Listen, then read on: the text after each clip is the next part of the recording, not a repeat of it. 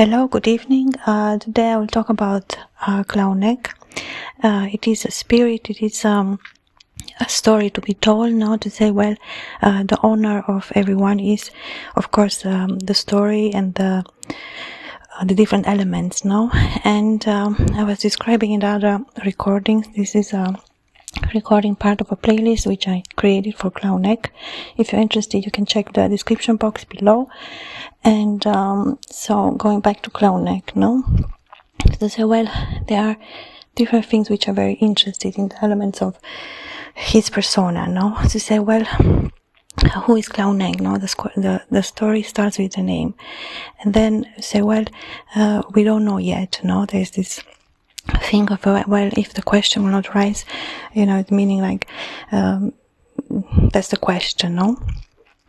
And at the same time, by not knowing the answer, it creates some type of interest, no? Like magnetic. There is this magnetic element of Clauneck in many different ways. To say, well, the element of magic is definitely one of them. So he is a magical being, no? So, well, if a being has magical powers, we can call him in this way. And he has something of the past of him, now the way he dressed, the way he appears. There is this element of the earth, maybe even Africa, or the elements of the interest of the different aspects of how he looks, no? At the same time, could be even like different one. There is the question of the origin of Clauneck. So there are these parts and say, well, the name, no, and then the origin, and then the question of the environment, or what we are able to see. So there is this element of, well, it is very beautiful, first of all. Now there is this, like we can even call it attraction, a beautiful attraction. There is this element of the divine even, no? There is this element of the candles, as I've said. There are the elements of the sanctity of the place, no? And by being a very beautiful palace, it is a very beautiful place, a very beautiful palace. And it makes me think of the turban, no? This beautiful head design piece now that he wears is white. There's the element of the white, which is of course very like soft, pale, even almost like pink, white colors, or even orange, but very light, no?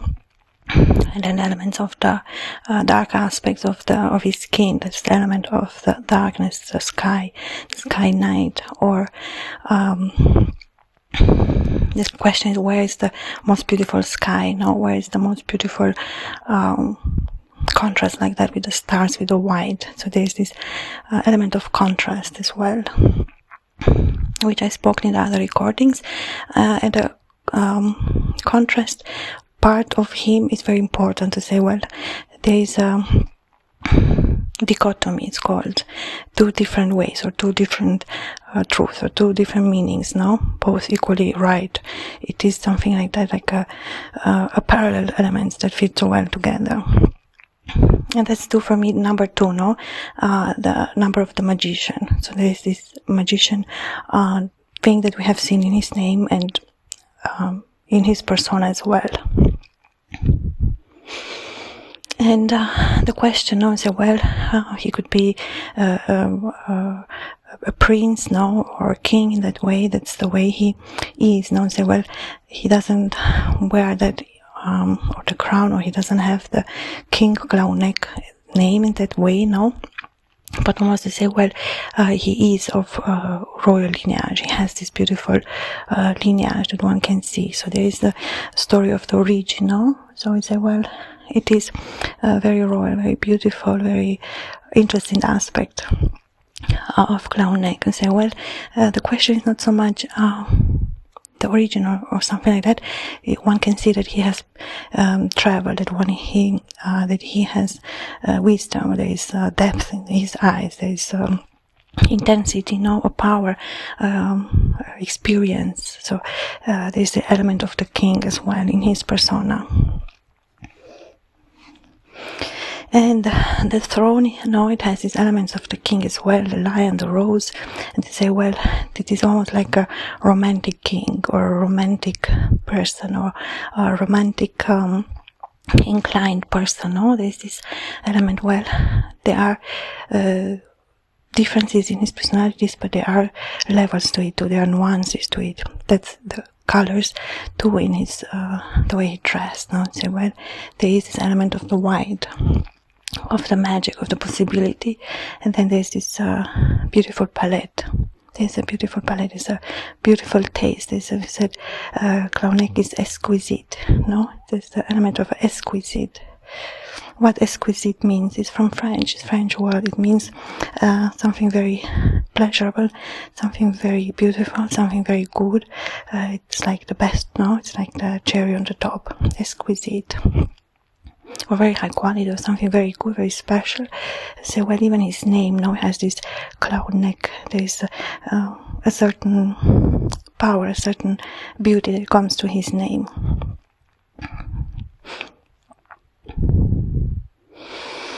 And it is quite mysterious, the name, So, well, from where it comes, Clauneck. It's a, well, Clauneck. It's difficult to say, It's quite a unique name. So, I'm a writer, so it's almost say, well, the analysis of the character, Say, well, what origin, if I cannot say the origin, what origin I would give him in my book or in my story.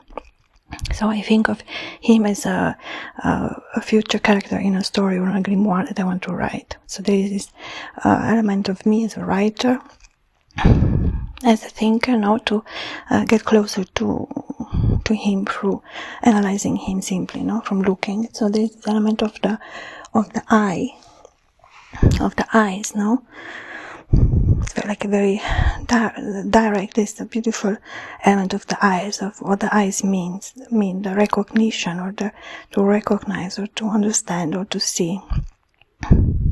And the element of the reading part, So, well, one reads a book, or one can read a person, or one can try to understand what is in what is telling us now, or what can we guess, or what can we know on this part of this character that we choose. So the element of well, one can get some information, and one can create or imagine or give. So well, a character has this aspect of truth and myth. There is in a story.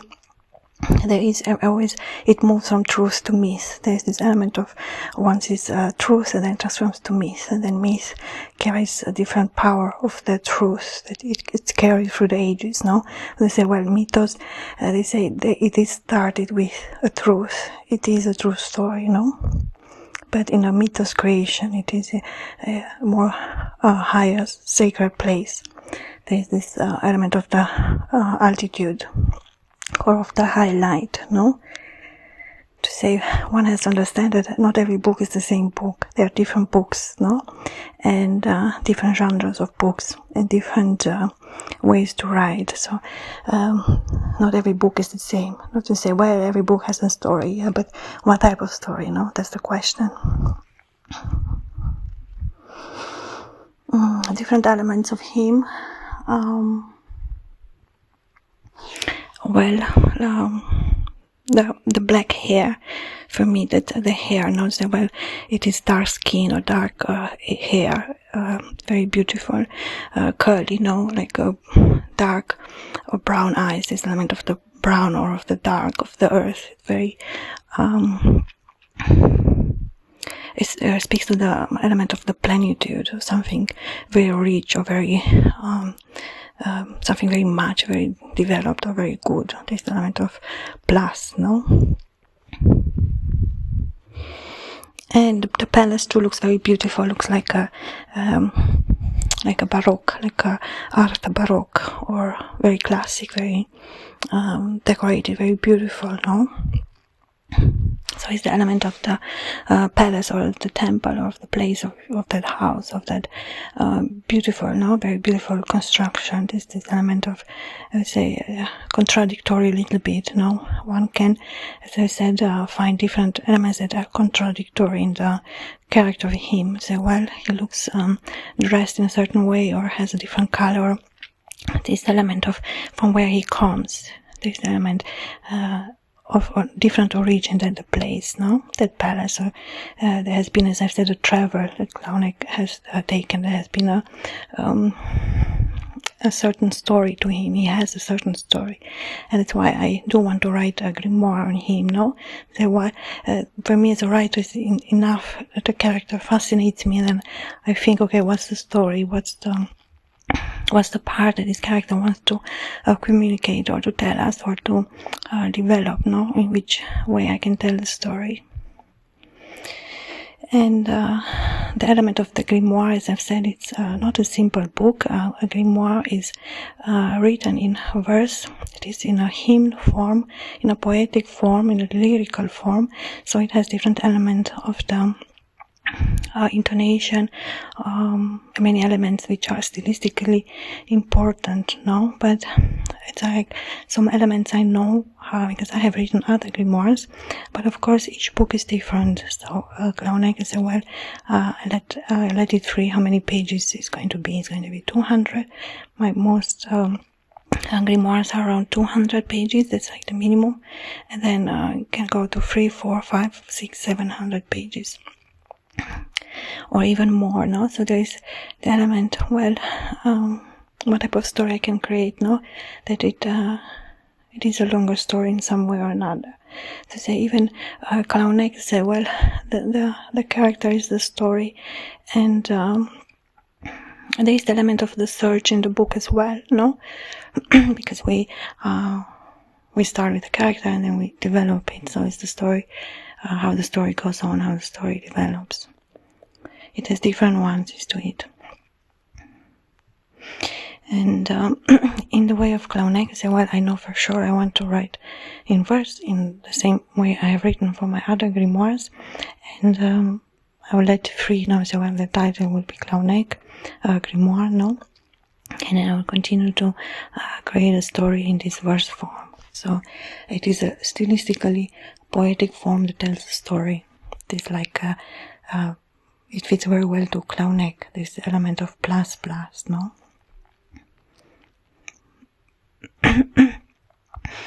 And I will include these elements that I'm already discovering or seeing.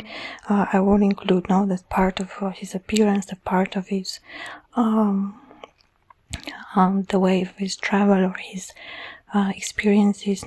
There's this element of say, well, Clauneck for sure has traveled, has different origin even maybe. My first grimoire that I have written was on King Payman, and it was quite a different approach, because I started to write immediately. So well, with Clauneck there is this element of observation before, this element of taking time, there is the element of enjoyment as well. Thank you so much for listening. I will continue another time. If you want to read or to listen, to the entire playlist, start with the beginning. You have the link in the description box. And until next time, bye.